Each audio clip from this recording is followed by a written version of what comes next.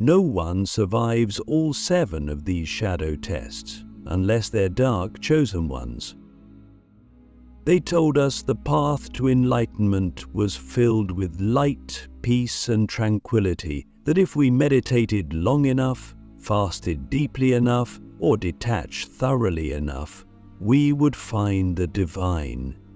But what if I told you that beyond the veil of stillness lies a different kind of truth, one that very few dare to speak of?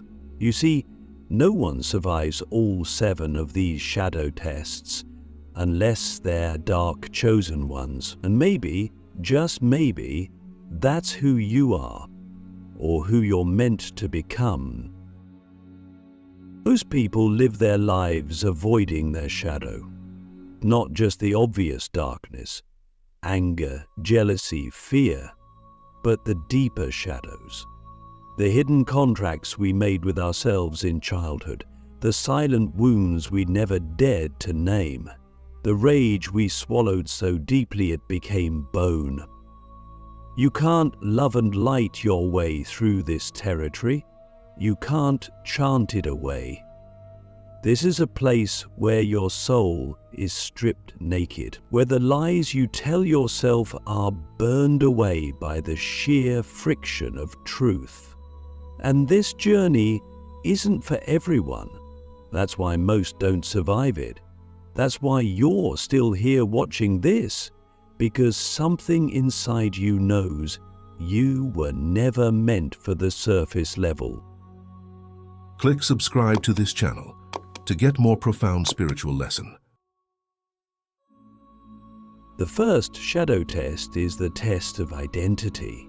It begins the moment you realize that the person you think you are is a mask, a survival mechanism, a collection of responses to pain, to praise, to punishment. Ask yourself, who am I when no one is watching? When there's no one to impress, no one to please, and no one to protect me from judgment? Most people can't answer that, because they've never met their true self. They've only ever met the version of them that was accepted. And here's the truth. The shadow doesn't care about who you pretend to be. It wants the raw, the ugly, the primal. It wants you to remember who you were before the world told you who to become. So when I took this test myself, I went into isolation. No phone, no books, no distractions. Just me, a mirror, and silence. And let me tell you something. Silence isn't peaceful at first. It screams. It brings up the voices you buried. You remember the fights, the betrayals, the shame. And the scariest part? You begin to see how you lied to yourself for years. How much of your life was lived for someone else. That moment, when the illusion breaks, when your ego cracks, that's when you either run or awaken. Now, if you pass that first test, you're met with the second, the test of fear. This isn't about phobias. It's not about spiders or heights. This is about existential fear. The fear of meaninglessness, of being forgotten, of being unloved, of dying with your song still inside you. And the universe will show you exactly what you're most afraid of. You'll lose a relationship, a job, your health. Something will be taken, not to punish you, but to reveal what you've been clinging to as a false identity. And in that moment, you'll feel like the ground is collapsing beneath you, like everything you built your sense of self upon is crumbling. And here's the paradox. It has to. Because the you that survives this test is not the same person who entered it. You die in pieces. The illusion dies. And what remains is real. But let me ask you something. What is your greatest fear? Not the surface one, the one so deep you don't speak it aloud, the one that haunts you in the quiet moments. That fear is the compass. That fear is the gateway. The third test is the test of reflection. This is where the mirror turns, where you stop blaming the world, you stop blaming your parents, your ex, your childhood, your trauma. You stop pointing outward and start turning inward. Every trigger becomes a teacher. Every wound becomes a window. You begin to understand that everyone you hated was showing you a part of yourself you refused to love. That's the real work, all the uncomfortable work. And when the rage comes up, when the grief rises, when the shame floods your body, you don't run. You breathe, you stay, you let it burn. Because on the other side of that fire is a version of you that no longer needs to control the world to feel safe. That version of you is free. You see, most people think spirituality is about escaping suffering, but the truth is it's about transforming through it. That's why the fourth test, the test of temptation, is so dangerous. Because once you start waking up, the ego doesn't die. It adapts. It starts wearing spiritual clothing. It says, I'm awake now. I'm better. I know more.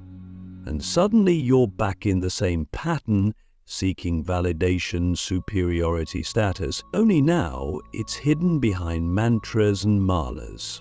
Social media likes for your authenticity, clout for your wisdom. The shadow loves this. It's seductive. It will give you everything you want except peace. And unless you see through it, you'll become trapped in a spiritual ego more delusional than the one you had before. So the question becomes, can you walk the path without needing to be seen walking it? Can you do the work without broadcasting it? Can you let your transformation be silent? That's when the real magic begins. Now, at this point, most people tap out. The tests become too much, the illusions too seductive, the pain too raw. But if you've come this far, you're not most people. You're a potential dark chosen one who can walk through the fire and carry the light, one who doesn't fear the night because they've become intimate with its silence. And I'll be honest with you, this path doesn't promise comfort, it doesn't promise certainty or safety, but it does promise truth. And once you taste that, even for a second, nothing else satisfies. So let me ask you one last question before we continue. What part of yourself have you been most afraid to meet? Because that's where we're going next. The mirror of shadows, when the darkness begins to whisper back. The mirror doesn't lie. It doesn't flatter you with affirmations. It doesn't nod in approval when you say you're doing your best. It simply reflects. And what it reflects during the fourth and fifth shadow tests is enough to make even the most seasoned spiritual seeker turn back. Because this is when the darkness begins to whisper back, not as a monster, not as a demon, but as a mirror of all the things you've suppressed, silenced, and denied. You start to see that the enemy was never outside you. It was always the voice within you that you refused to hear. That's the beginning of the fifth test, the test of the whispering shadow.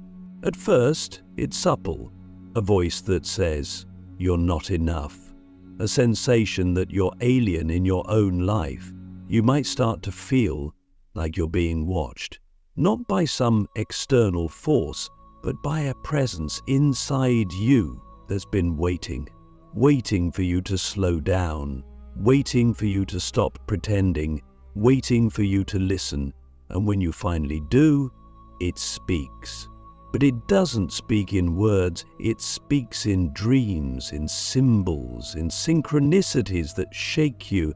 You see an old photo and feel a grief you didn't know you still carried. A song plays and your chest tightens with memories you swore you buried.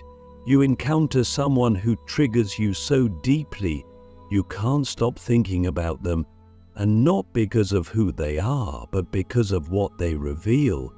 The shadow begins to whisper, not to harm you, but to guide you, because every whisper is an invitation to integrate. Every uncomfortable emotion is a part of you knocking on the door, asking to be seen, to be loved without condition. And this is where most people misunderstand the shadow. They think it's evil. They think it's the opposite of light. But the shadow is not evil. It is unloved. And when love meets the shadow, not the love of sentiment, but the love of radical acceptance, transformation begins. But can you love the parts of you that no one applauded? The parts that lashed out, fell short, betrayed, self-sabotaged? Most people can't. They cling to their goodness like a mask, terrified to admit they're capable of darkness. But the dark chosen ones, they're different. They don't run from their darkness, they befriend it. They sit with their shame like a wounded child. They hold their rage like a sacred fire. They kneel before their own brokenness, not in defeat, but in reverence, because they understand a secret that few ever learn. Your wounds are the womb of your power. And that brings us to the sixth test, the test of integration.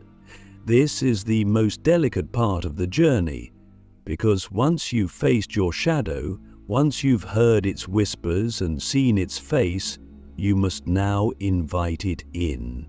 Not to dominate you, not to control you, but to merge. Integration is not about becoming perfect, it's about becoming whole. You stop trying to kill the parts of you that once protected you. You stop shaming the behaviors that once kept you safe. Instead, you thank them, you learn from them, you alchemize them. And this process is messy. It's not linear. You'll think you've healed something only to watch it resurface in a deeper layer. You'll have days of clarity followed by nights of confusion, but if you stay with it, if you don't abandon yourself, something miraculous begins to happen. You become sovereign, whole. You stop outsourcing your power. You stop needing others to validate your worth. You stop reacting and you start responding from a place of deep, embodied knowing. But let me ask you something painfully honest. What part of your past have you refused to forgive?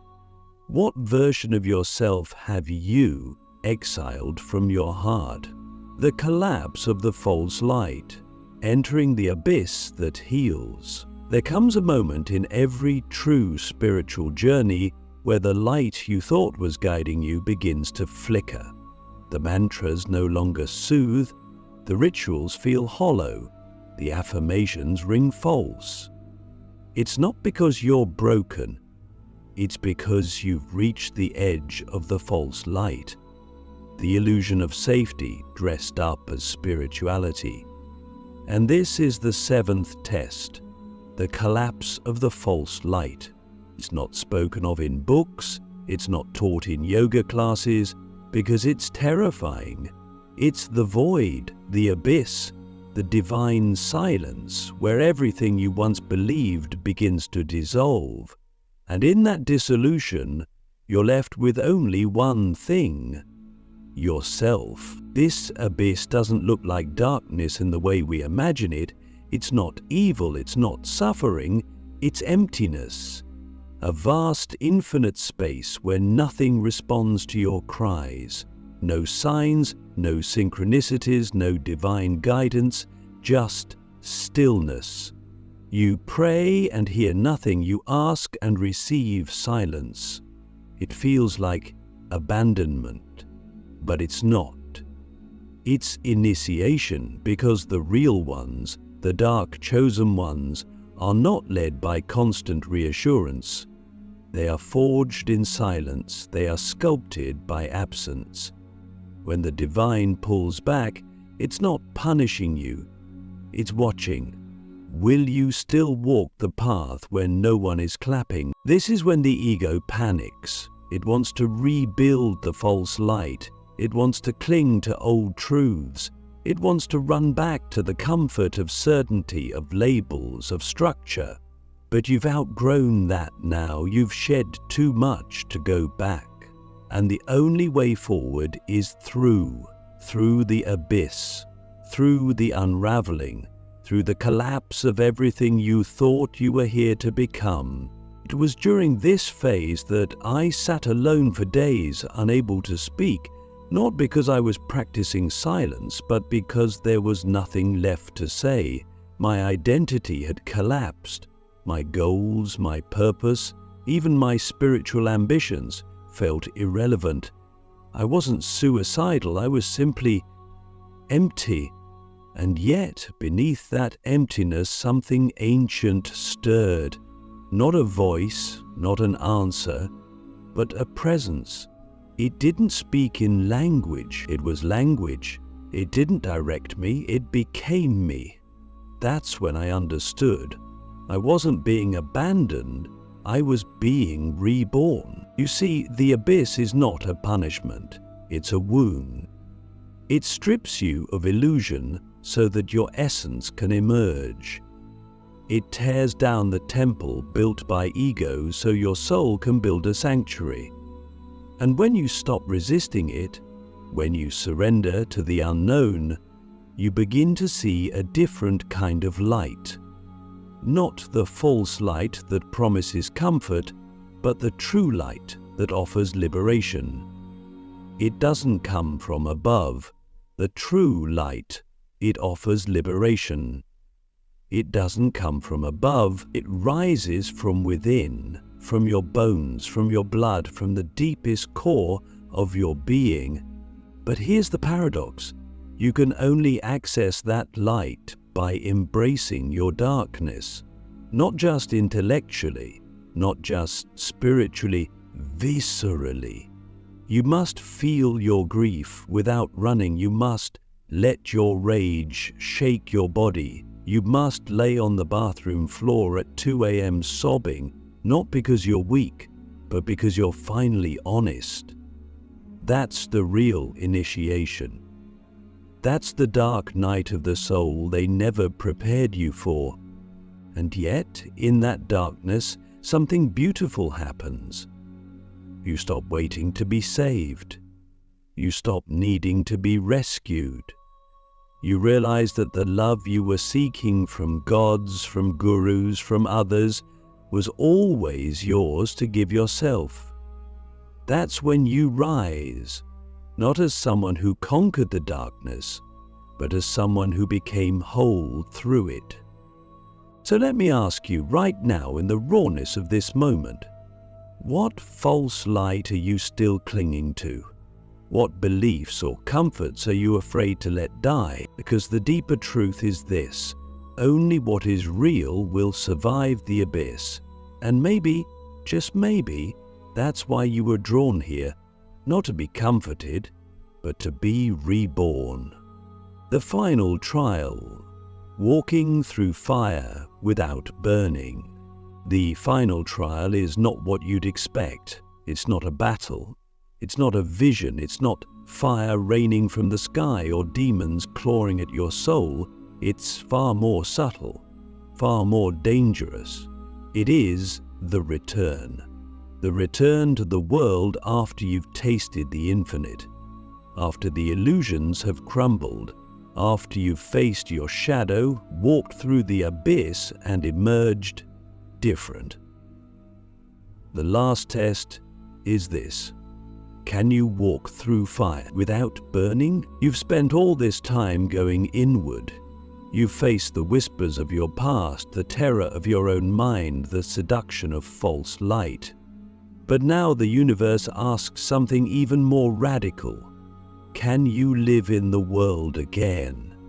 Can you return to society, to family, to relationships, to chaos, and not shrink, not mask, not forget who you are? Because here's the silent truth.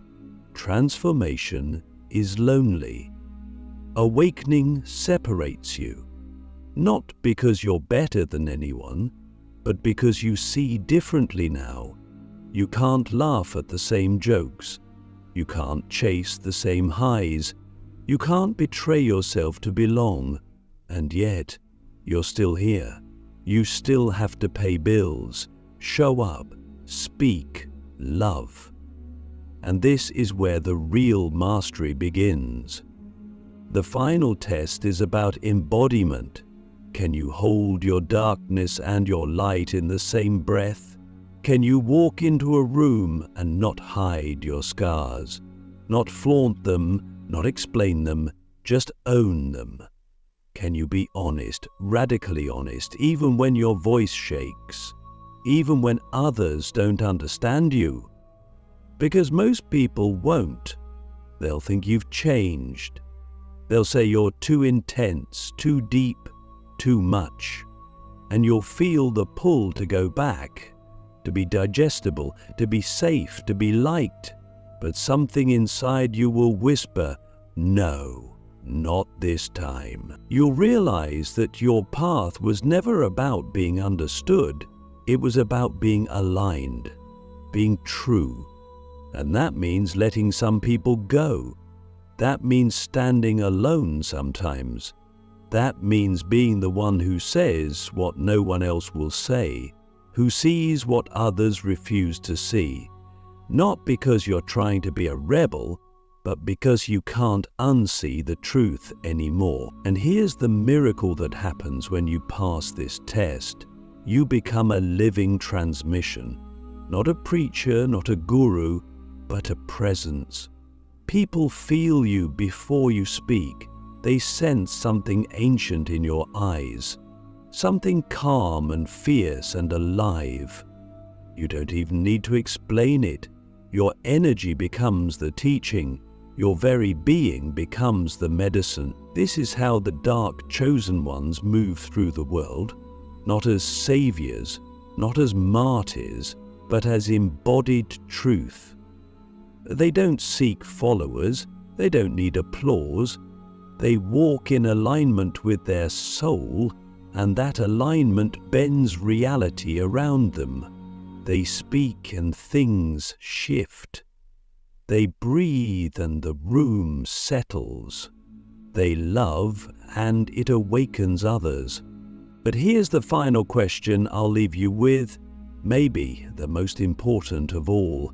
Will you dare to walk as who you truly are, even if no one ever claps for you again? Because that's the final fire. That's the crown. That's the quiet glory of the dark chosen ones, not the ones who survived the tests by force, but the ones who surrendered, who integrated, who remembered. You didn't come here to be perfect. You came here to be whole, to burn down the false and rise as the real. And if you've made it this far, you already know the darkness was never here to destroy you. It was here to initiate you. And now you're ready.